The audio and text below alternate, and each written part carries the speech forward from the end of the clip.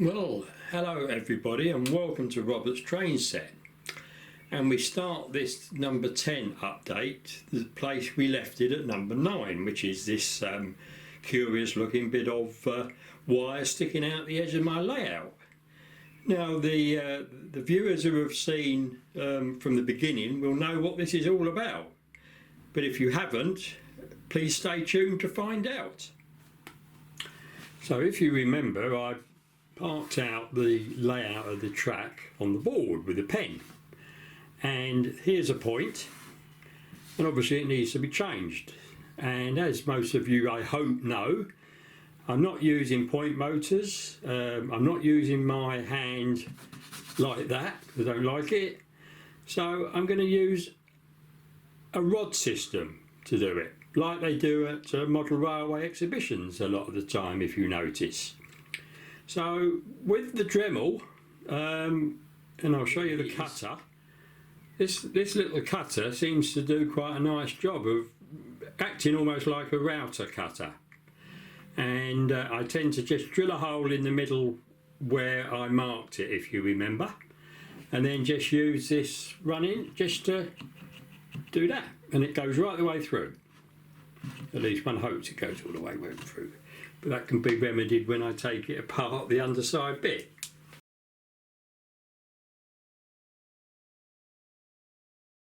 We've got the under-track couplers fitted, and this really is the next thing to do before I even think of laying any track.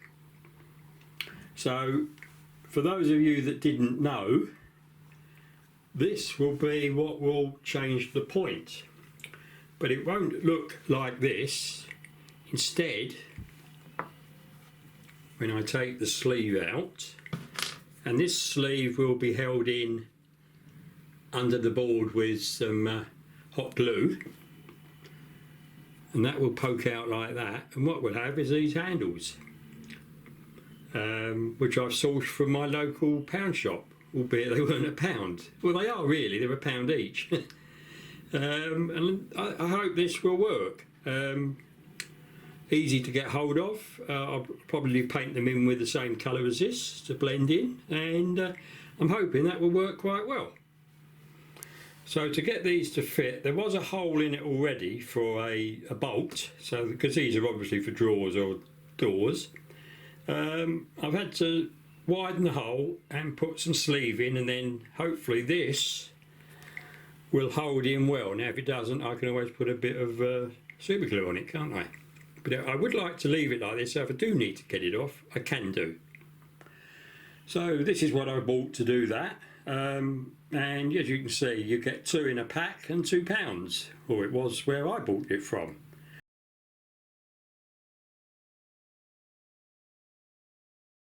These are just down the road. I can go and buy some more. There are plenty there, so but I have bought 12 of them, so I should have enough. So I mentioned in a previous video that I'd like these two to not be operated square to the board where they are, because it will cause me problems with the station, with the extended bit out. So this is what I'm proposing, and that sounds like a good bit of dialogue for a song, doesn't it? But there we are. So I'll just show you a little demo that I've made up to sort of see if the principle works. Now bearing in mind there's a point here for the running around, and there's a point here for running around, and this is where you need to switch it, and that's where you need to switch it. So I'll get my demo out and show you. So this is my original demo of making sure that I can get the rods from where they need to be to the edge of the board, and I needed to make sure I could curve them because I want the actual changing mechanism here square to the point, and all these points aren't always square to the front edge. So as you see, I've bent it and it works. And in fact, you don't need to move the wire very much to change them, albeit this point's naff, but never mind. So let's just go down onto this bit here, which is my demo. So if you can imagine that this wheel and that wheel are those two that you've just seen by the points, my plan is to link the 2 points so that they change together, because you wouldn't want one change and not the other. And when I push them, although it doesn't work very well because obviously this is all loose, but if you can imagine pushing that, and that moves backwards and forwards, as does, and that's right in the way of the camera, but there we are, like so. That's not so easy, but yes, that will move backwards and forwards. And if you can imagine the point here, you need to push the blade over that way, and that way you need to push it that way. So if you push like that, they both go there, and bring them back, and they go the other way. So I'm hoping this will work. So what I've bought are basically tap washers. There they are, same stuff, £1.25 for 12 of them. I've got more than enough.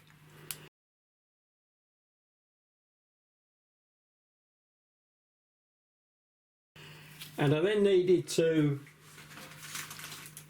pack them out so that they weren't right on, and I had a, what's the name, so I bought some of these, the washers, and I've got 2 packs of them. I think I should have enough.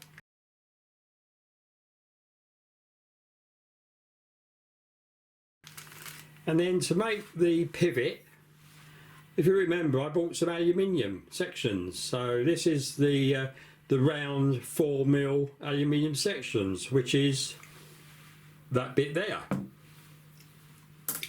So I'm hoping that if I drill these into the underside of here, I can have that working. Now I'll probably use some more washers on the top here, and then have a board on so that it's all compact.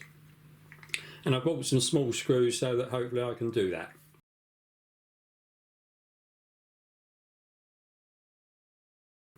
So it's going to be a bit of fun, but I don't see why it shouldn't work. The thing that might not work is once that's holed into the sleeve, as you can probably see, it doesn't go quite straight, does it? It's moving backwards and forwards a bit, so that could be a problem, but we'll see how we go. Unless you try it, you don't know. So for all of you that don't know and didn't see the original bit of this, I'm going to use this twin and earth cable, and this is the mains cable. I do have some lighting cable, but that doesn't seem to work. So what I will do is the sleeve around the live and the neutral is what this brass wire will go through, and the wire I'm using is the one in the middle, the earth, and this seems to work reasonably well. So I'm hoping I've got plenty of that, so I should be able to do the job. And it's all it's doing is sitting up in the loft doing nothing, and I don't think I've got any more electrical work to do, so it should be good. So the first job is to make all these holes in all the points, and then using the marks I made to show the orientation of the point, follow the cable, follow a line down, and then get it to the edge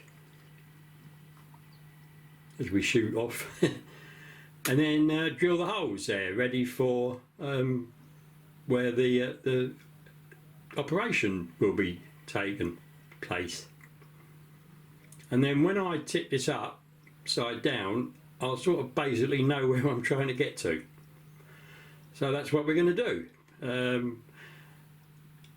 I obviously will not be able to tip this upside down until I've got all of them ready. So this could be a very short update, but I'll just show a bit of this, drilling this hole through and marking it on one, and then it's a case of me getting on with the work. But I'm getting fairly pleased with how it's going, you know. I really am. So I've got 2 of these slots filmed. Now the one I showed you originally, I didn't think it was wide enough. I seem to have started in the middle where I drilled the hole and then just gone one way. So I've now made it equally. I'm making these about 12mm wide. It's far more than you need, but it just gives you a little bit of tolerance.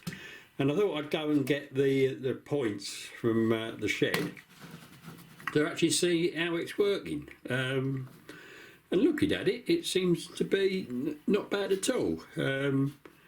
The gap is, the hole is about, under the tie bar, so it should work well. Now, whether I'll have trouble with ballasting, I don't know. I mean, if the worst comes to worst, I could probably put a bit of sellotape or something over to make a seal with a slot in it, but we'll see how we go. So that's that. So I'm going to move the camera and we'll do one of these just to show you quickly how I do it. So I haven't moved very far, so there's the one I've already done. So we're going to do this one. And basically I just measure 6mm from the little hole that's there that you can see, and I run with the ruler. Straight line through that, brought it down a bit if I just pan down, and then use my a big joiner's square. Oh, that is a bit big, isn't it? Just off the front edge to make sure it's square, which is obviously what I want. Now when I actually put the wire in, it'll probably curve, so it'll just curve round there rather than go into a sharp point, but see how it goes. So let's now make a start on making the hole. So I've got my little drill there, and I've got this bit which is about the same size as the bit that's in the Dremel. So the way I've found it easiest is to drill a hole in the middle on that hole that I've drilled, we'll just make it bigger. And remember, we're going through about 9mm of MDF here. And then what I found was if you just go to the edge of the mark that you've done, the 12mm, if we can get it in the middle.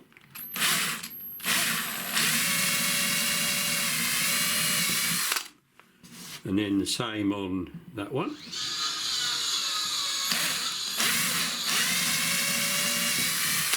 And that noise is not me, that's the builders next door, they're still here. So excuse the noise. So I've got the Dremel, and then it's just a real case of just poking it through those holes again and then just moving it backwards and forwards. So we'll have a go at that.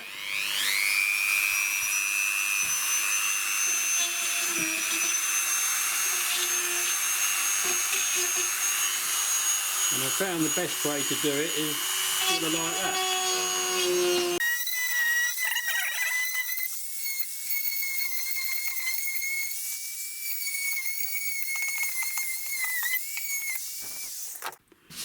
And it's that simple. Now this one seems to have come up a little bit wider than I would like. It's probably because I'm filming it, but you can see it's going to work. A little bit of glass paper across it maybe to get the burrs off, like so. And do that one as well while I'm at it. And we're ready to go. So I've got to do all the rest now before I can then turn it over and start installing the wires, So the only other thing I need to do now is, I'm going to go a bit lower with the camera. So the only other thing to do now is where I've brought this line through square and taken it down here, as you can see, is just to drill the hole for doing that.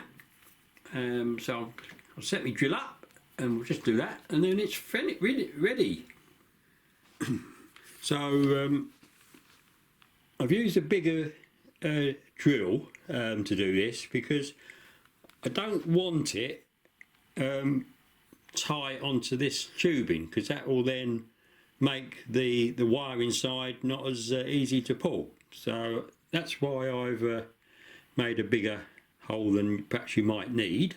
But let's drill it, and basically I just drill at the bottom of the 9mm MDF because it's going to be pretty close to the underside of this board when we fit it, isn't it?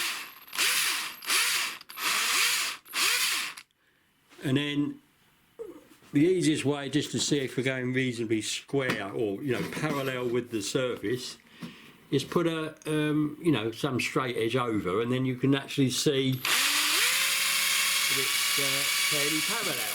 There we are, we're there. Just about made that, so that needs to go on charge again. And then hopefully we've got another one of them in. There we are. So on the 16th of March, I went to Ali Pali, and these views from the terraces are phenomenal, I think, really great. And there's a GPO tower. So when it was built many years ago, I did Super 8 cine film of this, which I've still got, but obviously not on here. And I hadn't seen this Ali Pali sign here before, so it was interesting. The kids were in love running around. I met Andy from Hot Dog Andy, who does a live show on a Sunday at 1 o'clock. Meet him nearly every time we go. But there were a lot of YouTubers that were there that I didn't meet, unfortunately. And as you see, this is later in the day. It was pretty packed, I must admit. I don't think the hobby is dying one little bit. And it's a superb venue to hold an exhibition in, whatever it might be. Absolutely superb. Yeah.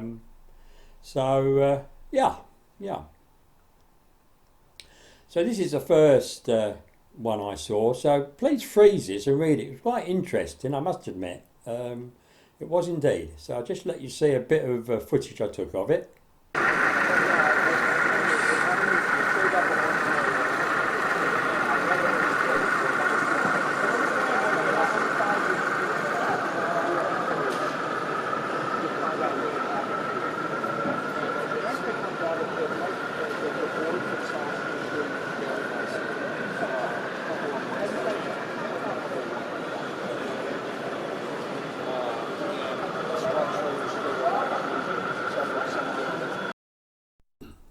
I've shown you this view because it really is like this, and it can all be built up into modules, and the biggest they can do is 165 feet long, and this, remember, is N gauge, so incredible. So here's the next one, and again I'll let you see the little bit of footage I took of it.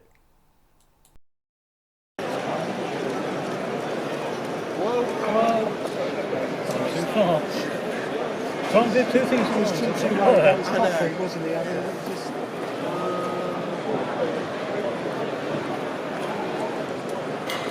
Very good. Yes, it's best not to do it last, but then top up again. Might have done it.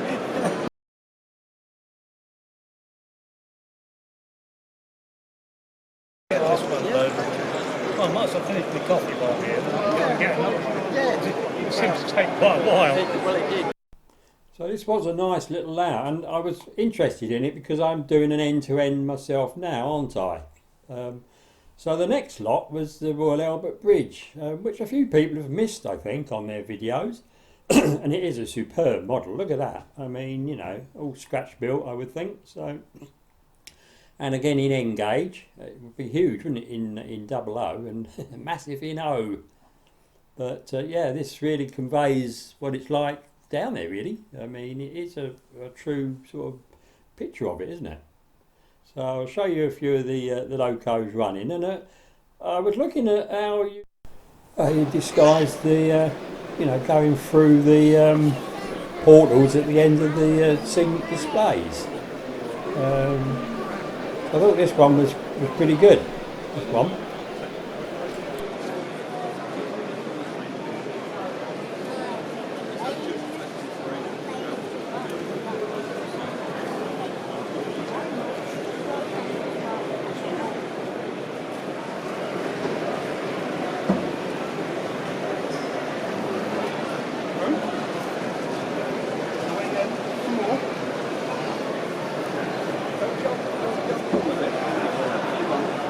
So where this train is about to disappear to, as you can see, works very well with the bridge.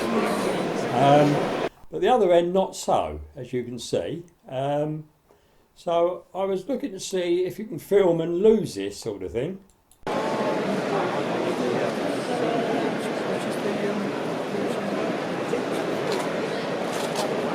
Oh, for you. This one. This one.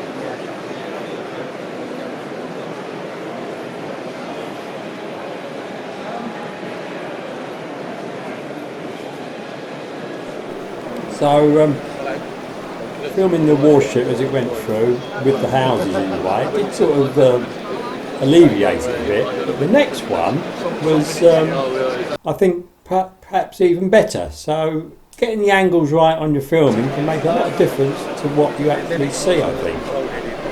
Let me know what you think in the comments. Did it work?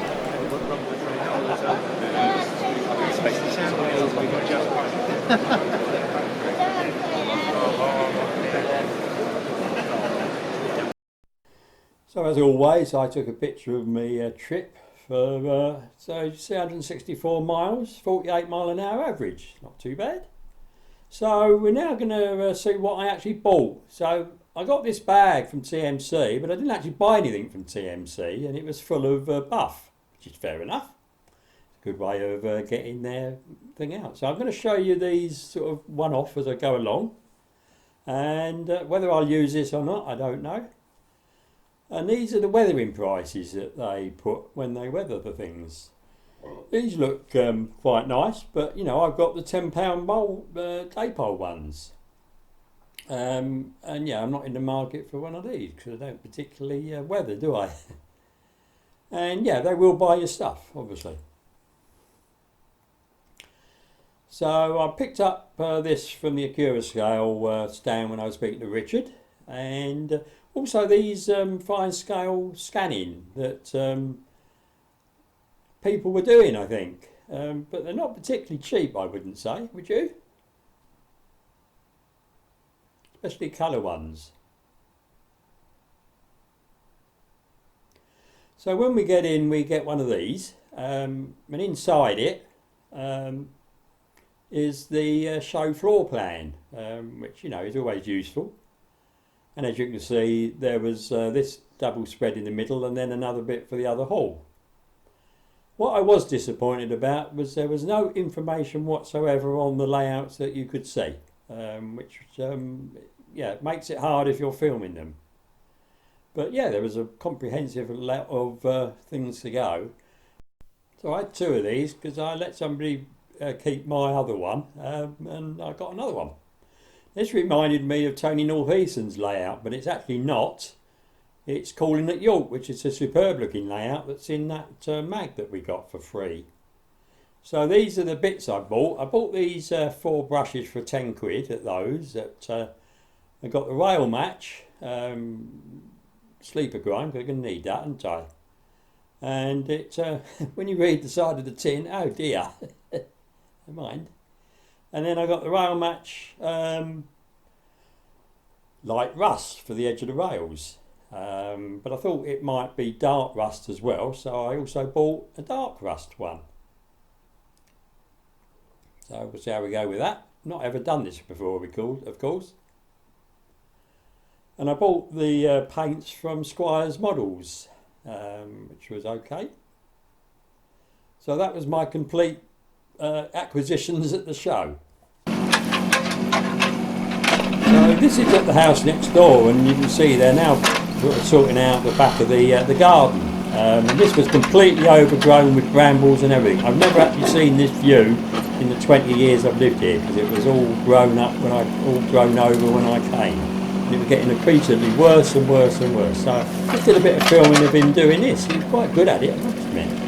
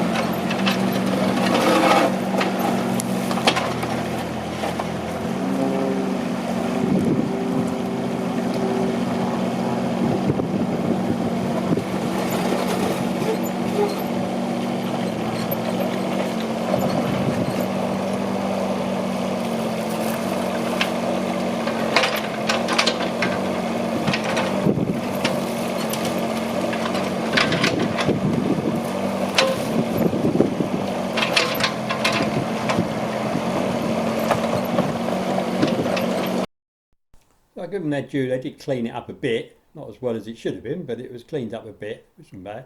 So this is the end of this video. I hope you've enjoyed it, and watch out for the next update. It should start getting interesting, hopefully. I don't know.